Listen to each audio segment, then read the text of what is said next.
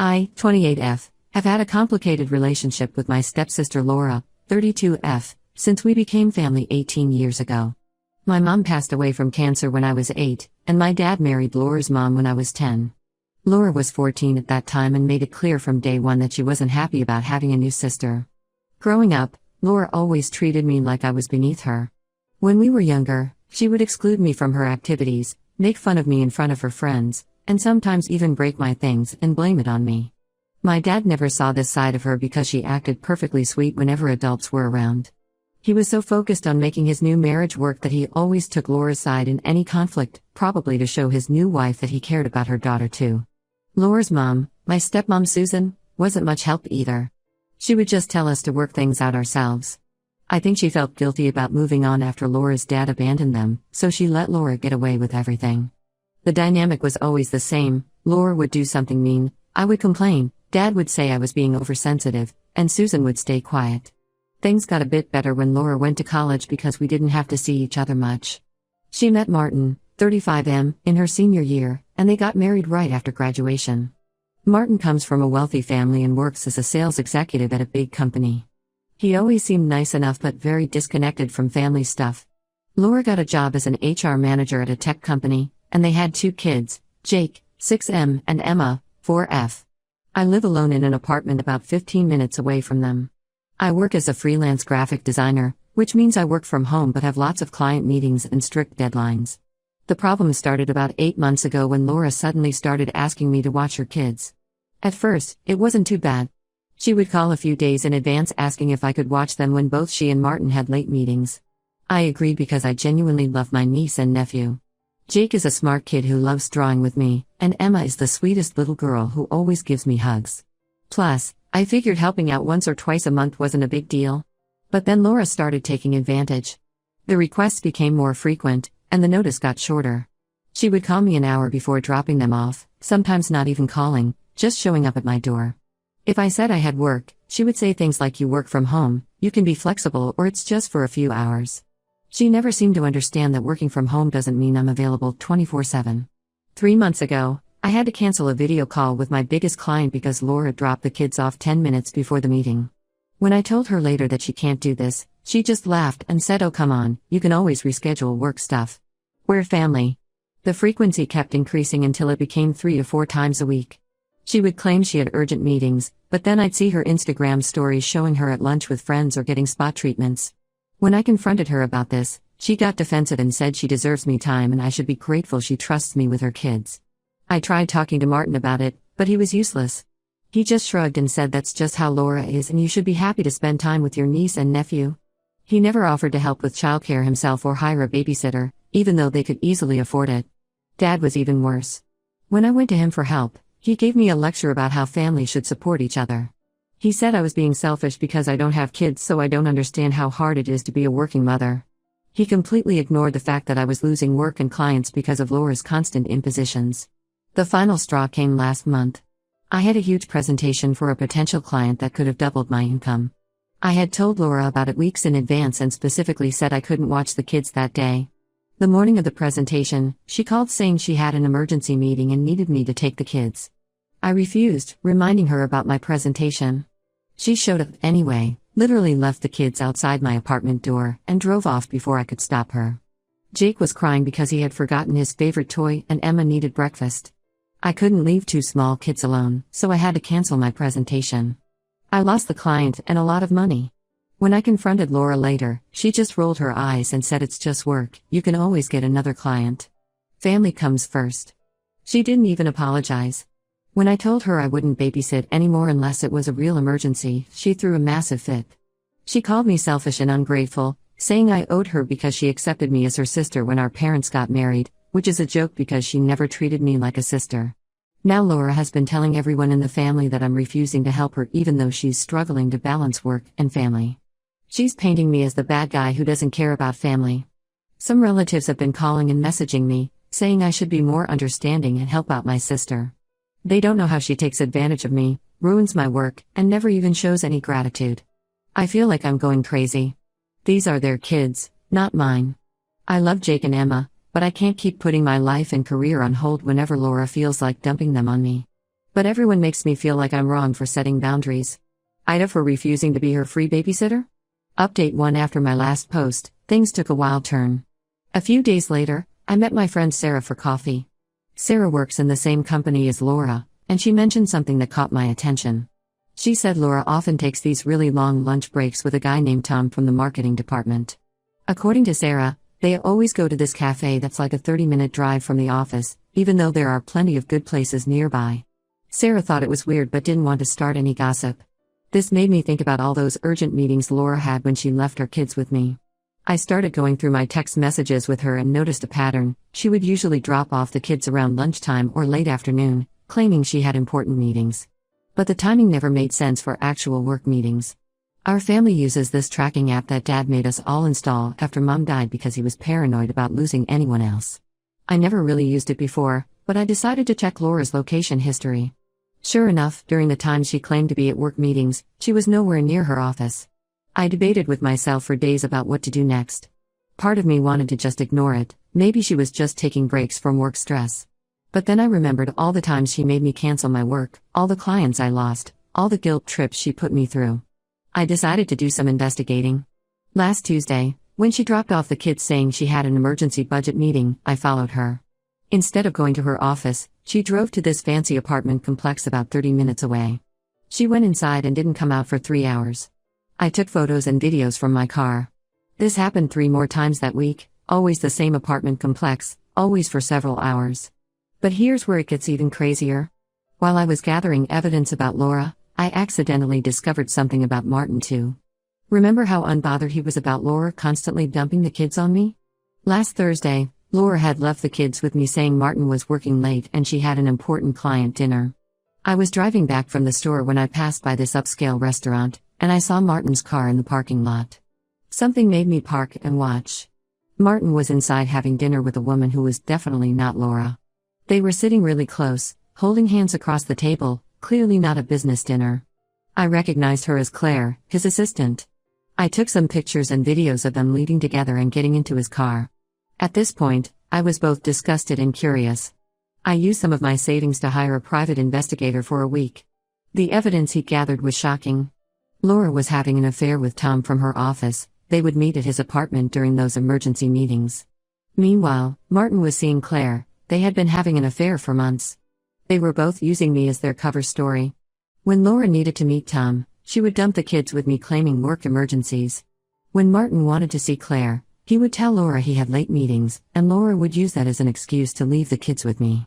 They were both lying to each other, and using me and their innocent kids to do it. The worst part was remembering all the times Jake would ask me why Mommy and Daddy were always so busy. Emma would cry at bedtime sometimes, saying she missed her parents. These poor kids were suffering because their parents were too selfish to even hire a proper babysitter. They used me because they knew I wouldn't ask too many questions. Yesterday, I finally reached my breaking point. I compiled all the evidence, photos, videos, location histories, timestamps, everything, and went to see my dad. I wanted him to see who he had been defending all these years. I showed him everything. He just sat there in silence, looking more shocked and devastated with each photo. Then I did something drastic. I sent everything to our extended family group chat, all the aunts, uncles, and cousins who had been calling me selfish for not helping Laura. I included a long message explaining how they had both been using me as free childcare while they cheated on each other. The response was immediate and chaotic. Laura called me screaming, calling me every name in the book. Martin showed up at my apartment, threatening to sue me for invasion of privacy and defamation. Dad hasn't spoken to me since seeing the evidence. My stepmom is absolutely devastated. This is the second time she's been betrayed by someone she trusted, first Laura's dad, now Laura herself. The whole family is in chaos. Some relatives are horrified at Laura and Martin's behavior, while others are saying I shouldn't have exposed them so publicly. But for the first time in months, nobody is guilt-tripping me about babysitting.